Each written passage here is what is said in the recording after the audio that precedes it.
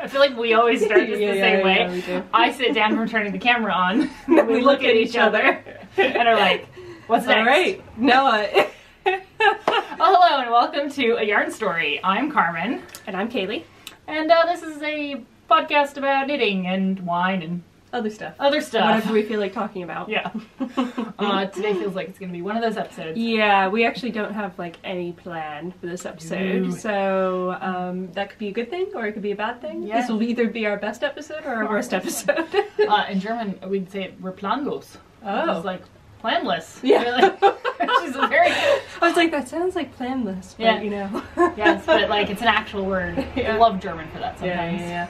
They always seem to have like the best word to fit a very specific situation. Yeah. Usually it's like 200 letters long. Yeah. But this one's short. It's a good one. It's a good one. Right. Well, what have you done this week? What have I done this week? The last couple weeks, actually. I guess. Worked in the civil service. I've been very busy at work. It's been very lots of work coming in, but I've also gotten lots of compliments recently. So I feel like, yeah, I'm killing it right now. Nice. You are killing it. I'm sure you are. Yeah. I mean, I don't work there, but I'm sure you're killing it. Come on, keep them coming. Yeah. People have been like complimenting me all week at work, and I'm like, yeah, just keep praising me. Keep praising me. Which I feel like isn't very British. British people are like, oh, you cannot possibly praise me ever. That's so true. Yeah. That's so true.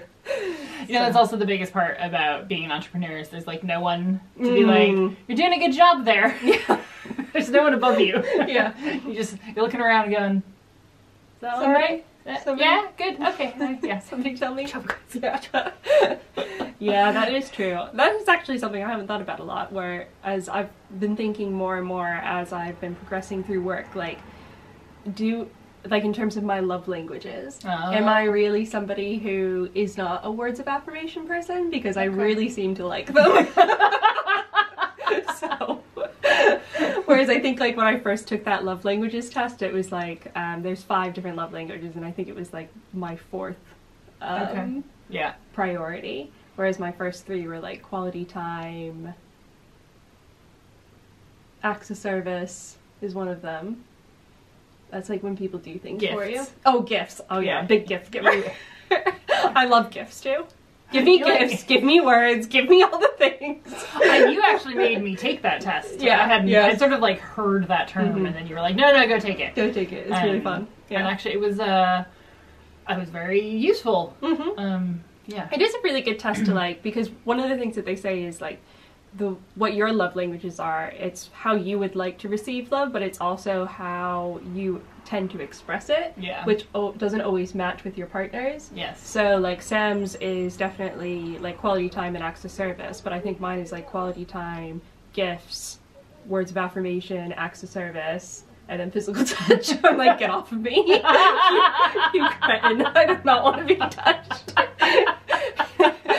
But Sam is luckily, like, physical touch is his last one too, so he's just as cold as I am. But Sam's is definitely acts of service, and so every time he, like, does something in the house, like, you know, doing the dishes or doing the laundry, he's like, see? And I love you. And I'm like, no, those are just chores, just do them. I think it's also a useful tool is, like, because it's not just about, like, romantic love, right? Yeah, it's also an interesting like management tool because you know some people like words of affirmation, others like acts of service or a gift. So like a bonus would be better for one person and praise would be better for someone else. Or I mean, I'll take both. Well, yeah, because I just want all of them. Yeah. All 5 are my love language, except for don't touch you. Yeah, except for don't touch me. I mean, you guessed mine right off the bat. Yeah. Which is quality time, right? No. Acts of service. Acts of service. Yeah. Like, it's like miles above. I just always think everybody must be quality time. Oh, but no. Acts of service makes sense for you. Yeah. Words of affirmation and gifts are like the bottom. Gifts. Mine. And words of affirmation creep me out.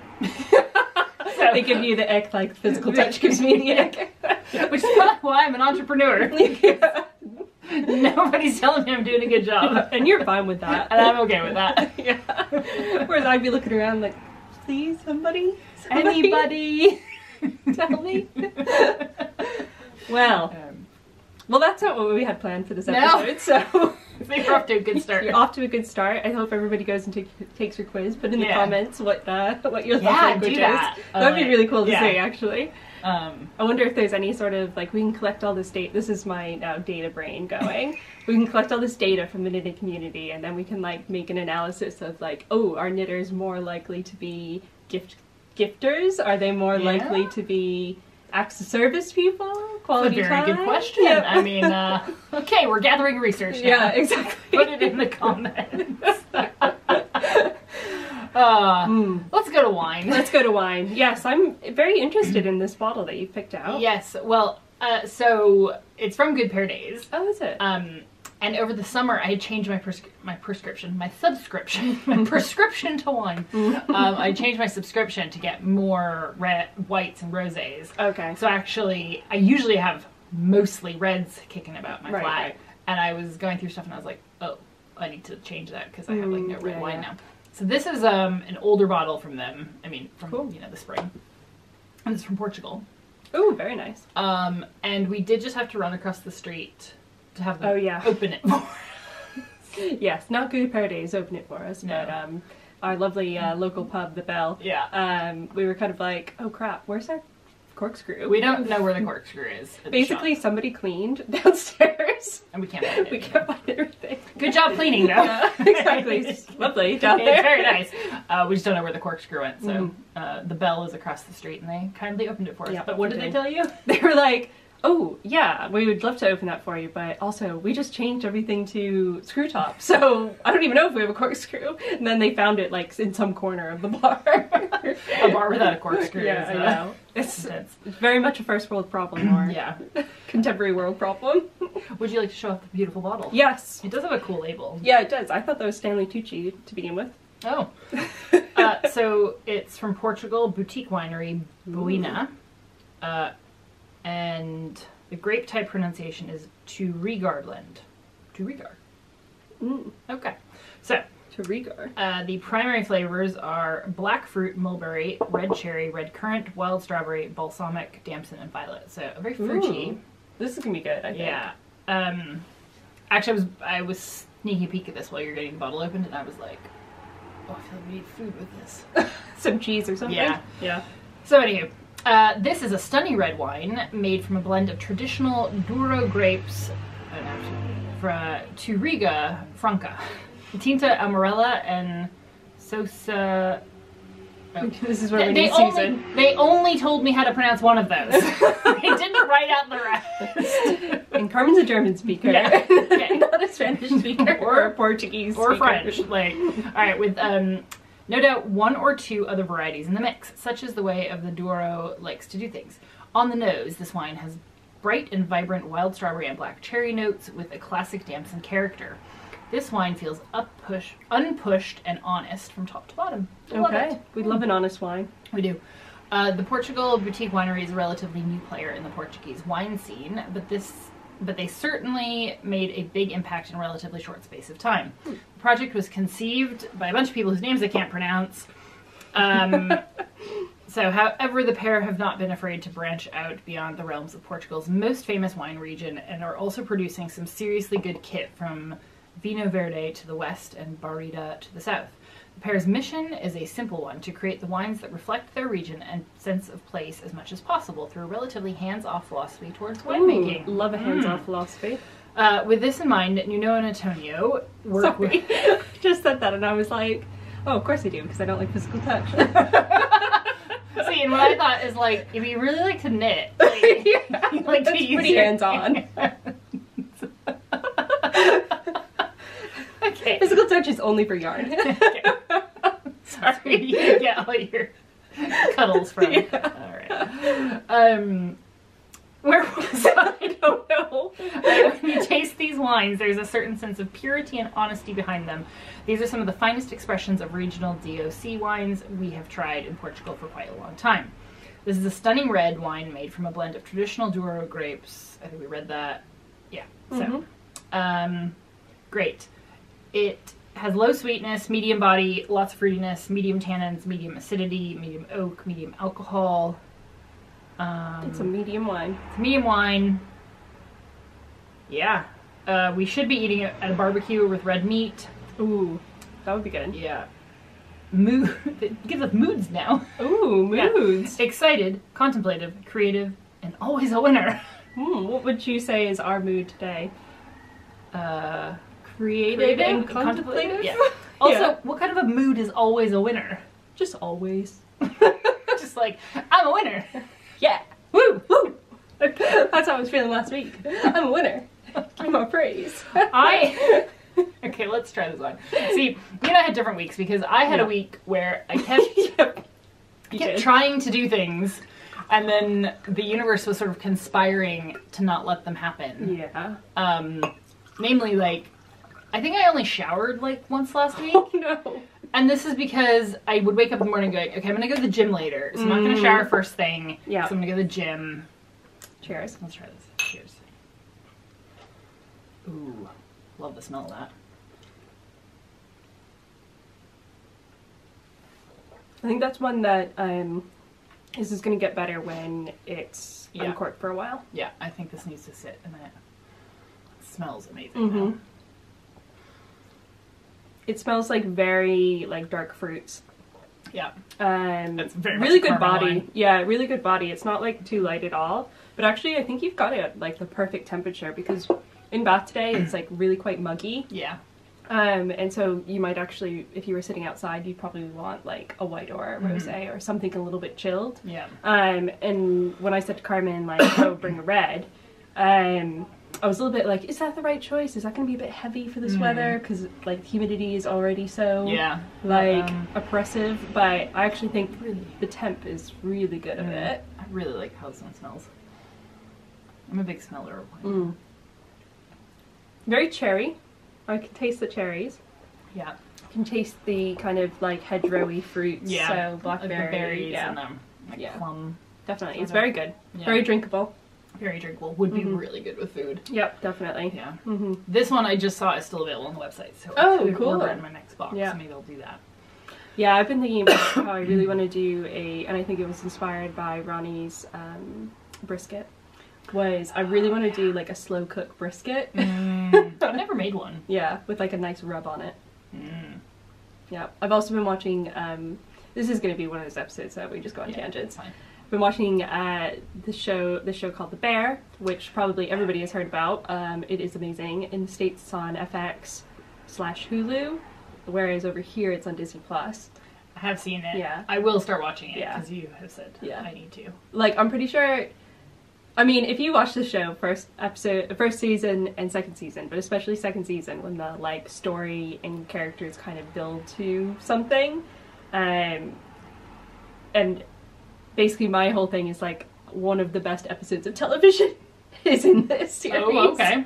Which is a statement. That is quite a statement. If you watch this episode, you'll be like, oh, I get why Kayleigh says that because I know what Kayleigh's like. Okay, alright. Well, I look forward to it. I need some knitting TV actually. Really embarrassingly, because I needed knitting time. So this is the other reason I was putting off. Like, I was like, I have to prioritize the knitting this week because we have a deadline. Yes. So basically, I didn't shower, I didn't go to the gym, I didn't really cook. Things kept breaking on me. Like, I have a flat tire and other things. It's fine. And I was like, I don't have time to pick something. So I started watching Selling the OC. Oh. Okay. Nice real estate show. Yes. Selling Sunset's good though. Is it kind of like that kind of vibe? Yeah, okay. And I just thought to myself, maybe I'll recognize some houses because I used to live there and like tutor in lots of big homes, and I've actually decided I don't remember anything and I hate TV. It's like the characters are just horrible. Just always fighting. So that is that kind of show. Well, I wouldn't say that The Bear is a very relaxing show. I think I told you this. Yeah. It's like quite like how do I say it in a way that's not going to put everybody off watching it. It's like a very angry show where the characters are like really stressed out and like it combines the like stress of being in a kitchen that isn't well run or well organized to the complexity of what the characters are actually going through, which this isn't a spoiler, you're going to see like the first, I think it's in like the description of the show. Okay, but they're dealing with the previous owner has just taken his own life, and they're left from the fallout of his business that was crumbling, but at the same time the family tragedy of losing somebody in that way and them dealing with that when they didn't see it coming at all. And it's like set in Chicago, so it's got this lovely like Chicago grit grime to it, but and it's also got this like it's from this very close Italian family, so it's got the Italian screaming at each other, but all through love kind of vibe to it. But it's really a character-driven TV show, and those characters just really show you the transformation of people when they're dealing with like that. Stuff like this. Kind of really shows you what it means to be a person, I think, and to deal with the really hard parts about being a person and how people deal with that and manage it and grow throughout the life. I mean, I definitely think I will like it. Yeah. I will, and there's cooking restaurant stuff in it. And there's cooking restaurant stuff in it, which I like. Yeah. Because I spent my childhood in that space. Yeah. My dad was a chef, for those of you who don't know. My parents owned a restaurant.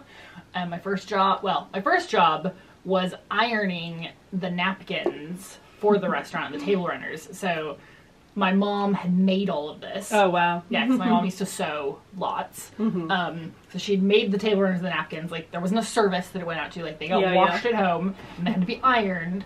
And so my first job was, like, sitting there. I got, like, $2 an hour to iron napkins.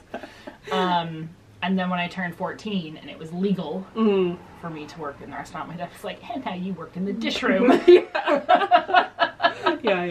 I was like, okay. But there is like, it's so cool when you do see, there's something about, I think like restaurant work in general where you have to be extremely committed because, you know, you are running your own business, you are an entrepreneur. But in order to meet the standards that you really want to meet, you have to develop some sort of consistency throughout in order to keep reliably delivering to your customer. Yeah. And so that you build up a reputation with them of trust where they know they're going to come and they're going to get a good meal, and maybe they're not even ordering the same thing every time, but they know it's going to be good because you've shown that. And that takes so much commitment and just consistency going over and over and over again and really honing that craft and sometimes letting your creativity go by the wayside a little bit. And definitely. It's one of the things my dad was massively praised for over the years is that his food was so consistent. Like, because, you know, it was a fine dining restaurant, so for some people that was like maybe a once a year or like once every few years they'd come in. Or they'd be there on travel. Yeah. And he'd get, because they were close to like the Hilton that was in Eugene. Okay, nice. And and he would get, like, over the years, people were like, it's just so consistent. Like, I know exactly what I'm getting every time I come in here. Yeah. But, you know, that also meant my dad didn't get to change anything. Right, Like, anytime there was a tiny change to the menu, everybody freaked out. Yeah, definitely. So he did a lot of specials. Yeah. So the menu wasn't long, but, you know, it was very seasonal on the special side. So, like, fresh fish, what was caught or what was available, also game and stuff like that. Oh, so lovely. You know, like venison when it was hunting season and that sort of thing. Abalone from New Zealand. I remember having to go to the airport to pick up the abalone. Oh my gosh, wow. Because the delivery got messed up. Seriously, deliveries getting messed up has been part of my life for a really long time. Was it UPS back then too? It might have been. Or we had to go to the cargo side of the like local Eugene airport, which now, compared to airports that are so tiny, I can't believe they have cargo. But we had to like drive with like kind of go onto the runway almost to get it, and yes, felt super special. It did feel super special. Yeah. But I think there is something to that, and both the kind of you know, of course, like you'll have experienced that on your business of that the importance of consistency, having processes that people can rely on, but also like training all the staff to be consistent themselves, which is such a challenge, you know, because everybody brings something different, and you're somebody too who likes to work with whatever someone's bringing as well, not just like be like, I'm going to train you do this, and have no identity. It'd be so much easier sometimes. Yeah, I know, right? But you see the strengths that people bring to it. But I mean, I think that is a really important part about any business, is having those kind of repetitive elements where each time you do it, you get better and better and better. And where I'm going with this is with knitting. I see. Oh, hey, it's a knitting podcast, is it? Yeah. Is that, you know, one of the things that we get from people who are, you know, just starting out is like, well, how am I ever going to get better at this? Like, I just can't get the loops right, or like my tension is really bad. And like, you know, my mom and I talk about this quite a bit too, is like the hardest thing with knitting is getting your tension right and getting it consistent over time. And really the only thing you can say about that is you're never gonna be able to put control over your tension, and if you do, it will get worse. Like, you just have to do it over and over and over and over again, and repeat that movement over and over and over again, and until you're not even really thinking about it anymore when you go to knit. And I think that's why too people find it annoying knitting flat now, because you have to switch between knitting and purling to do a stockinette stitch, right? And their tension with their purl isn't the same as their tension with the knitting for some people. And so again, though, it's just about consistency of repeating it over and over and over again, and then, you know, eventually you do. Yeah, I mean, we get so many people that come into the shop and they look at the samples and they're like, how did you do that? Like, they'll look at this cable jumper or the one you have on, we'll talk about these in a minute.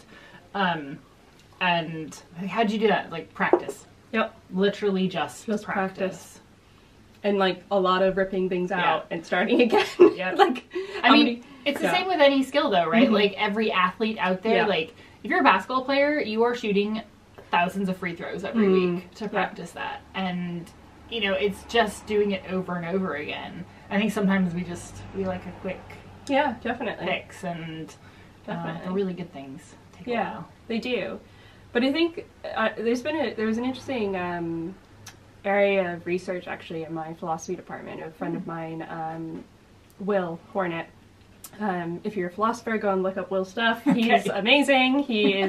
I have always loved doing philosophy with Will. He is a lovely person to like talk to about these things, and he's one of those people who doesn't really care who he's talking to. If you have something really interesting to say, he's like, yes, let's talk about this for hours. Okay. But he finds like the smallest thing interesting, so like, there's no pressure to be interesting. Has he stayed in academia? Yeah, that sounds right. Yeah.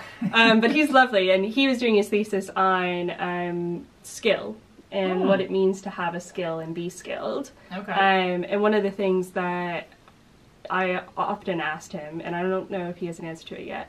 Oh, he was also doing it on habit. So the interesting kind of connection between building a skill, like doing habits, like having a habit, and what the difference between a habit is and a skill, and also how they're interestingly related. Okay. But one of the things I always like to talk to him about is like, okay, so say I have a habit that, like, out of habit I do this, and it's like very consistent all the time, and eventually that habit leads to a particular type of skill. How are those two things related? But also, what's the difference between that and a talent? So, like, say I'm really talented at something, and this is especially for, like, sport. Yeah. Like, all three of those things are really interconnected, especially when you're an athlete. Yeah, that you have to almost build a habit of doing things over and over and over again, so you're not even thinking about it. Yeah. And then that, over time, becomes a skill. But then the talent element comes into it, where you just have like a natural talent to hit the ball in this way. For musicians as well, massively. That's that trifecta of, I have nothing in music, by the way. Me either. I like really wish I did. It's like one of my, like, I just wish I was that person, but...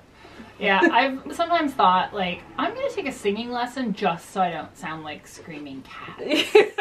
Like, just so I could sing along in the car and not make everybody want to gouge their eyes out. But I'm not sure that a singing lesson would help me. Yes, Stretch and Sew is where my mom worked.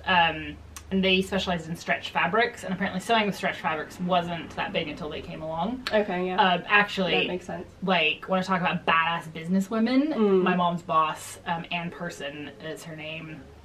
She passed away just a few years ago, and she has, like, the most remarkable story. Okay. That I cannot tell in full here, but it is, she has...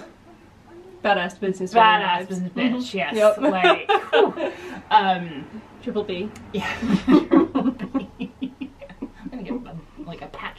Yeah. Start a hashtag. Maybe. Yeah, that'd be great.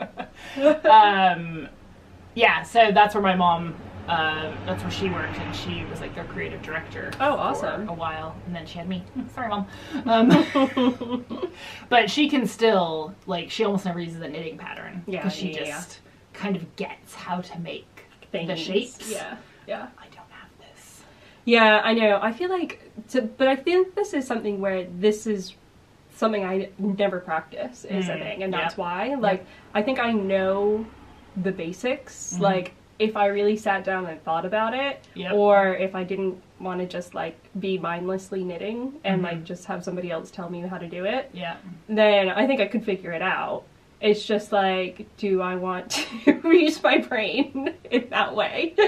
I feel the same. I'm like, I could do the math on that. I do understand the concept. And I understand like gauge and everything, so you know, if I do a swatch, I can usually figure out how many stitches and all of that kind of stuff. But do I really want to think about it, or do I want to like look at a pattern and be like, I want that size, so that's how many stitches. And that is the beauty of the pattern, is they're cutting out so much work for you. They which really is are. Why when you buy those freaking patterns, I am so happy to pay them for that. So happy to pay them for that. Yes, definitely. Maybe we should talk about what we're wearing. Yes, I'm wearing a super special. You're wearing something super special. Which I did not knit because I didn't have time. No. But I did pick out the colors with Carmen. I would like some credit for that color picking out. Yeah, I'm pretty sure Carmen was like, it's these two options, and I was like, that one. Yeah. So it's not a very Carmen color combo to wear, but I think it looks amazing. So this is the new pattern by Alex Bird that will be coming out in a couple weeks. So in time for Rhinebeck. So it'll be released around that period of time, and it's knit in Origin. But what's the name of the pattern again? I was really hoping you'd remember. It is an Estonian name. An Estonian name. That means, Alex too, she said it in the chat recently. Oh, she did. Okay. I'm gonna find it while you keep talking about sweater. About the yarn. So one of the things that Alex was super excited about is that actually here, so it's knit in the round and it's steeked. And she uses a steeking method called a sandwich steek. And you might be able to see it, I don't know if you can, but the steek is a little bit raised there. And it's because of the process of it, but it gives us this nice little chunky band. Yeah, it makes the button band lay really flat. We haven't put buttons on it yet. That is coming. So it is called the Sitziak. Should I still need to pronounce it as if I was German? So Sitziak is what I would say. And it is named after a style of traditional blouse from an island called Kinu. So the blouse has zigzag fabric detailing to use up scrap fabric, which kind of inspired the Rosamina pattern to fit the cardigan. So this is Rosamina here. I'm like trying to show you. Hopefully that's focusing. But this is the Rosamina technique, which Alex is kind of known for. But it's an Estonian knitting technique that is supposed to mock embroidery, the look of embroidery in knitwear. And it is way easier than you would think, and like much easier than stranded color work. It's very forgiving. Actually, that's why that end isn't woven in yet. Excuse me. Because you can go back and adjust that. So if the tension was off, you could still adjust it. And it's got the braids, which I just think are such a beautiful detail on everything. Definitely. And so the colors are High Desert, my favorite, and Pacific. Well, the thing is so this was knit as a shop sample. Carmen was like, we can knit it in Kayleigh's size so she can wear it. Because I'm nice like that. But now I'm like, I want my own. Can I knit this now in these exact colors? Which would be a bit silly. Because I can't just come and steal it when I want to. But I want it to be mine. It's really nice. And shout out to our sample knitter Sally Ann who did this, because it's absolutely stunning. So quick too. Talking about shoulders too, like it's a really beautiful set in sleeve. I think Alex did something unique on that as well. I don't know. I remember her talking about it. So really excited for that. We will have it with us at Wool and Folk And is this a pattern that she's releasing on her website? Yes. Or yeah. Okay. Yeah, she's going to release that individually. Yeah. It will be available for Rhinebeck. We will have the sample on the booth. We'll have lots of origin to choose from. You can all come and try it on. Yep. I think I'm wearing size 2 or 3. I think usually it's 3. 3. Yeah. Yeah. I'm usually a size 2 or a size 3 in Alex's stuff. Yeah. But it fits so perfectly. Well, and so we, like I said, we don't have the buttons on it yet, but you see, now I'm trying not to touch you because you hate being touched. That's alright. That's alright, I'll forgive you. The button band will close really easily. It's not one of those where the button band isn't supposed to be used. Yeah. Because you get that a lot on a cardigan. Yeah, you do. I picked out like the most beautiful copper buttons from Textile Garden to go on it. Again, I'm gonna want to steal that, but you know. I'm wearing our Thea Coleman sample of Epernay, yes. Another one I want to knit in that exact color. Yeah. Which is, we're again, terrible. Yeah, I know. Will it be at Rhinebeck, though? This color will be at Rhinebeck, yes. So if you're at Rhinebeck, you're one of the lucky ones. You're one of the lucky ones, yes. But it's a lovely cable jumper by Thea Coleman. I love this one. I want this one another. Well, I really want like 3 other of her cable jumpers as well in origin, so I think I can steal this one. Yeah. So I don't need to. I think so. Again. Yeah. But that's what we're wearing today. Yeah. Yeah. I know. So is that one going to come to Rhinebeck as well? Yes, this is going to come to Rhinebeck. I'll give it a little shave and a zhuzh. Yeah. Because it has been sitting in the shop for about a year now. It gets a lot of love. Attention. Yeah. Yeah. Also, too, that's one of the, so as you can tell, like with Origin, it's got really good stitch definition. It doesn't pill, but it does need a shave, like probably once a year with all of your other knits. Yeah. I mean, you know, it's the rub points, right? Yeah, like, exactly. There's just always... Yeah. But it's not really a pilly yarn. No, it's not a pilly yarn. It's just like a yarn. So you need to shave it every now and then. Yes, all yarns will pill. Yeah. Especially if they don't have acrylic in it. Like, yes, and the softer the fabric, the more it will pill, which is why like really high-end cashmere pills like crap, like crazy. Yeah. I remember, actually I think it was my mom who was like, what? I bought this really nice cashmere jumper, it was really expensive, like why is it pilling? I'm like, that's why. That's why. That's actually why. It's basically the shorter the fiber length, the more it like works its way out of the spin and the twist. Yep. So everything will stop eventually on the pilling front. And also too, like, don't be afraid of like being a pretty heavy duty shaver on it. Like when I go to shave my knits, I'm like, I feel like this is but it's it's like really therapeutic though. Very satisfying. Yeah. Actually, I need to plan that into my schedule this week. Is like getting all the samples ready. Yeah, I know. I already started collecting them on the rail. There's a lot. Yeah, well, I need to see what's actually going to fit in the suitcase. Yeah. Because the samples are all coming in the suitcase. Yeah. And I do need some clothes. Yeah, I need to figure out my wardrobe too. I feel like I'm going to want to wear too many knitwear and then it's going to be too hot and I'm going to be like... Well, I hope it's chillier there because actually it's too warm here for us to be wearing these things. But we'll sweat for our moment in the spotlight. Yeah. Exactly. Well, so what are the things then that we are trying to get done for Rhinebeck? Ooh, well, So, this is something that Carmen and I were talking about on Friday. We were like, can I just point out my really pretty ice dyed bag from my new one? Yeah. That's good. Really is that a different fabric? It's canvas. Yes, it's a heavier canvas that she uses for the ice dyeing. Okay. And then so she lines it as well, so it's like really thick. So it's lined with my favorite berry color. Oh my goodness. Yeah, and I know there's a lot of orange, but it's with pink, and so I want it. Can't have it. She's sold out. I know. I do know she is doing the. She's doing another batch. Yeah, another batch, and she has her pre-order thing sorted out now. Yeah, actually, that's incredible. Yeah. So, and I'm using the 03 in mustard. I also have one of the tie top bags. Yep. Yeah, I've got one of my tie top bags in here too. Look at that! Look at this, yeah. But my tie top bag, for some reason, doesn't have my yarn in it. I'm losing stitches. Losing stitches. That's not what we want. No. Actually, I need to grab a longer needle before I leave the shop. Yeah. So, Ooh, I love the dancing flamingo. I know, it's so good, isn't it? It's so good. I feel like both of ours are very us. They are very us. We thought we were going to be really matchy when because I was originally going to maybe do that. Which is pretty close to that. Yeah. Yeah. But I decided to go for the purple, which basically, this happens every single time I put a poll on Instagram.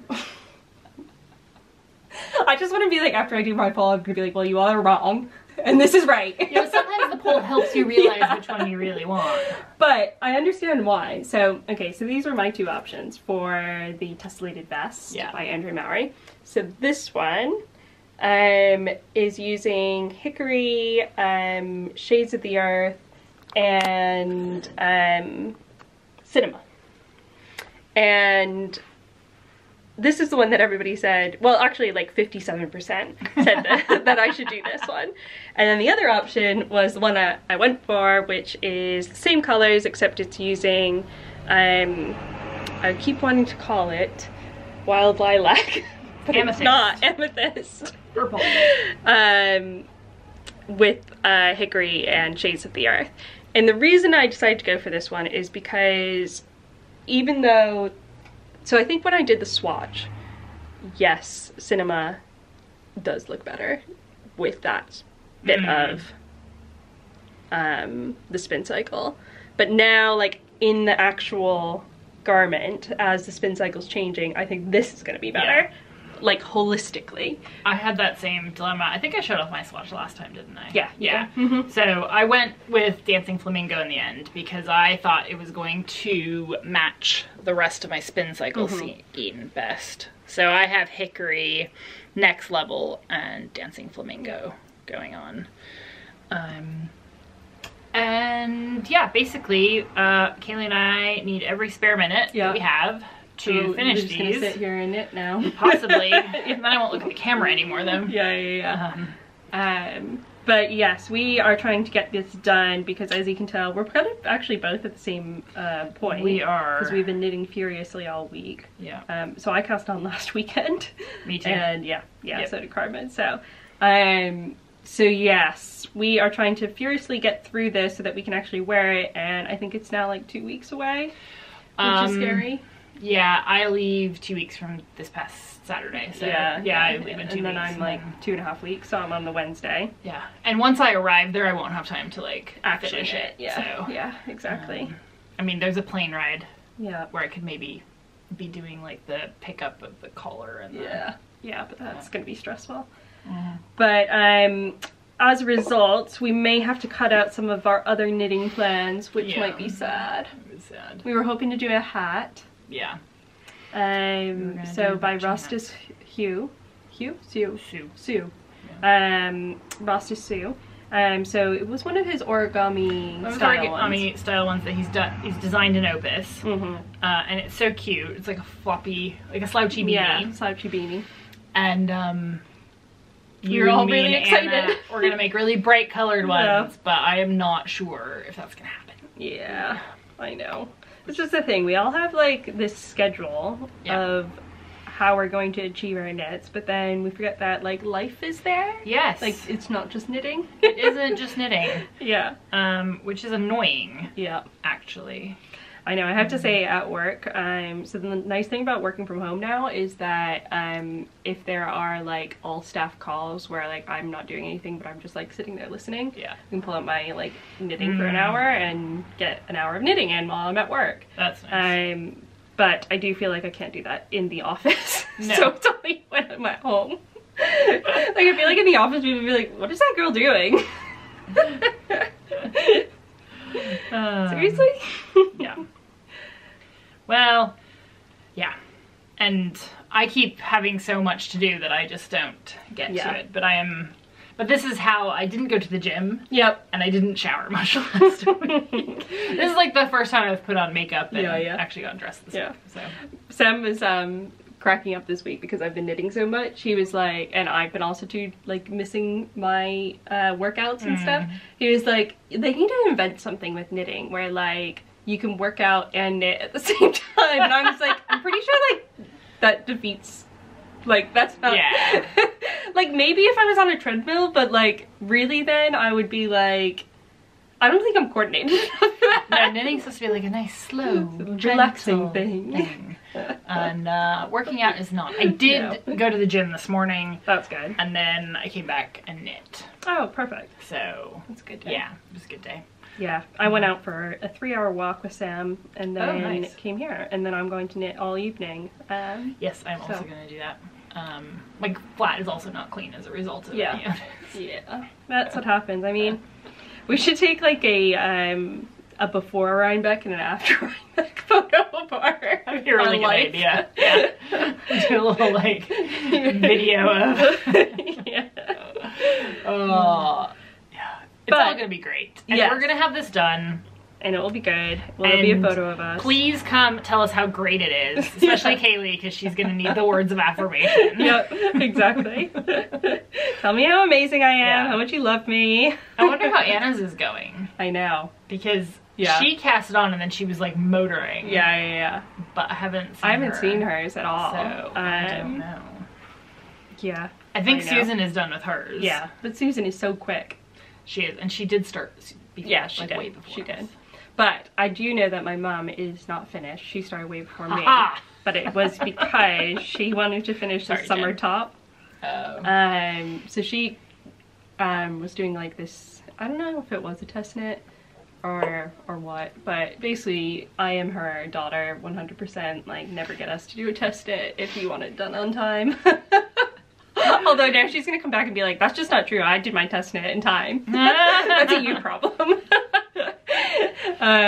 But yeah, so I know that she hasn't finished hers, but is ready to split for the back and the front. Oh, okay, so she is quite a bit. Yeah, she's been. I mean, this is also the part where I'm like, why is my waist so long? Yeah, exactly. This is gonna be quite a lot of stitches.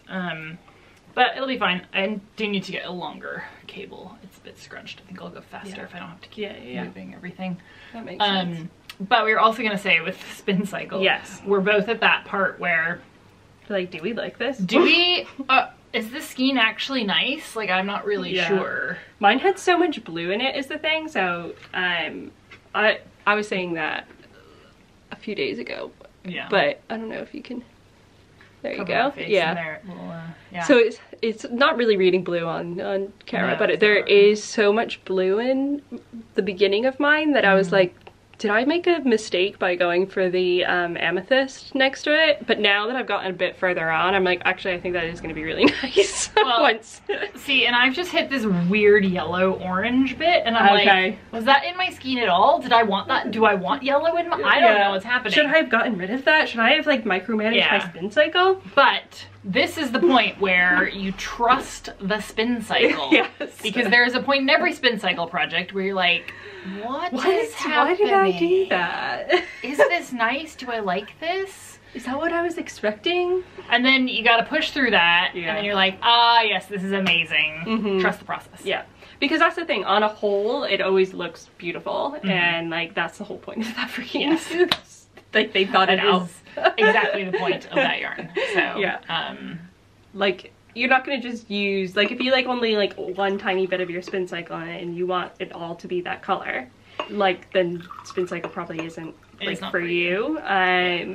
But if you want one that like is going to change as it goes, but then you like, it's like, you know, if you only honed in on one piece of a painting, and you didn't appreciate it as a whole, like, you would be that would be a bit confusing. Very good analogy. Very good. There we go. Well, cheers to spin cycle and getting our knitting done. Yeah, getting our knitting done. I think that it's going to be a tight deadline. We can do it. I have every faith in us. We can do it. We are also, we should say this, we're going to be filming some content while we're in Rhinebeck. So we will have our camera with us and some microphones that I'm ordering. Yes, so you should be able to hear us better. So come talk to us. We definitely want to like see your projects, especially any in Walcott yarns, or anything that we've like inspired, or in Garthenor. Yeah, we're gonna be working or in Lake Arsenal. Yeah, have we talked about that we're gonna? Oh, I don't know. I just assume that everybody knows. I think that Johnny's finally announced it. Yeah, he did definitely announce it. We're gonna do it here. So we're also gonna be, Walcott Yarns is sharing a booth with Lake Arsenal at Woolen Folk on Friday. Friday. I think it's the 20th. I keep getting the date wrong. Yeah. So it's definitely the Friday. And you can find Max, Vincent, me, Kayleigh, Anna, and Johnny on the booth there on the Friday. It's gonna be a whole party. It's gonna be a big ass party. Yeah. And Tanya. And Susan's gonna be not on the booth, but popping around. Yes, she'll be milling around. And with plenty of people, which means we should get to chat with people, take some photos, do some content. And then on Saturday and Sunday, you will find us all over on the Garthenor booth at Rhinebeck. As booth babes. Booth babes. I love being a booth babe.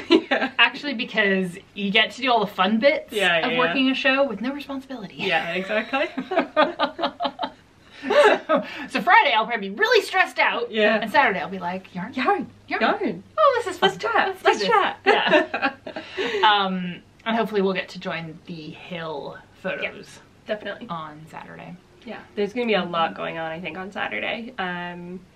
Actually, I think like also too Woolen Folk this year, it looks massive. There are so many vendors. There are a lot of vendors. It's now in this like really cool looking building. The venue looks amazing. But yeah, I think it's gonna be massive. Yeah. Oh, and we have a Susan to go get us food. Refreshment. But most importantly, the apple cider donuts. I know you can't have one, sorry. So for the rest of us, we can have apple cider donuts. Yeah. We'll find you another treat. Yeah, that's fine. Okay. Yeah, my mom will be there too, so she'll take care of me. Although she'll probably be like, "This is my thing, Kayleigh.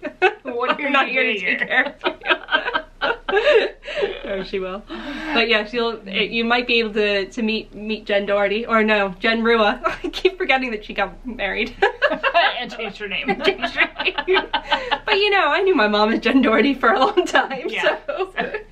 You will be excused. At least for a little while still. Jen Rua. Which is just as snappy. It's a nice name. Yeah. It's a good name. Yeah. But you might see her around as well. So, yeah. Which would be nice. Yeah, so we'll be around. Please do come say hi to us. Yeah. We are not scary. Yeah. We don't. Although I'll probably be scared of you. No, I'm joking. Carmen and I this weekend were talking about how I don't really like when people like me. Which is the weirdest thing in the world. But I get like really freaked out and suspicious when people are like, "Oh yeah, she's nice." Yet she likes words of affirmation. Yeah, I do. So I think that's so one we're for like, your therapist. Yeah, exactly. Well, I think it's my like Sagittarius bit of me competing with my Capricorn moon, which really doesn't like anybody. Whereas my Sagittarius sun is like, friends, let's find friends. I saw something on Instagram today from CoStar about like cancers, and I don't know, it said something like, I don't even remember, I was just like, yep. Yeah, that's me. I am like a true Cancer through and through. Yeah, I pretend to be tough, but I am not. But you're not. I am a sensitive bird.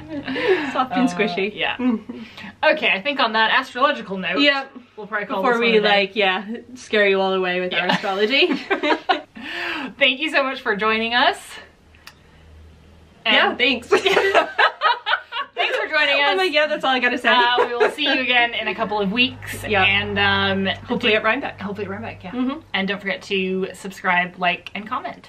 And share. Share us with your friends.